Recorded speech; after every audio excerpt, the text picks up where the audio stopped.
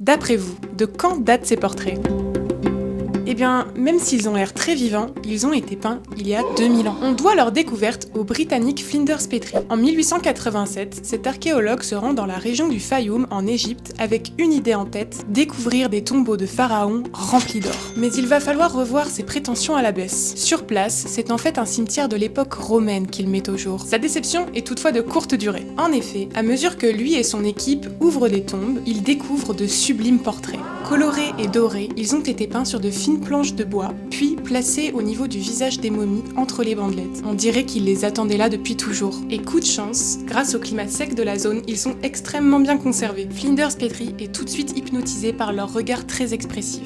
Et pour cause, ils ont été peints avec beaucoup de réalisme. Disons que les archéologues sont plutôt habitués aux masques funéraires très idéalisés qu'on trouve souvent en Égypte. Ici, les modèles sont issus de l'aristocratie égyptienne et ils sont peints de 3/4. Leurs vêtements et leurs bijoux permettent de distinguer leur niveau de richesse. Ces portraits mélangent en fait deux traditions. D'un côté, leur usage suit les rites funéraires de l'Égypte antique, et de l'autre, leur réalisme relève plutôt de l'art romain. Voilà pourquoi ils sont si exceptionnels dans l'histoire de l'art. Ils permettent d'observer le mélange des cultures qui a eu lieu lors de l'occupation romaine du pays au 1er siècle. Au total, c'est pas moins de plusieurs milliers de portraits du Fayoum qui sont découverts un peu partout en Égypte, et c'est Flinders Petrie qui les rend célèbres.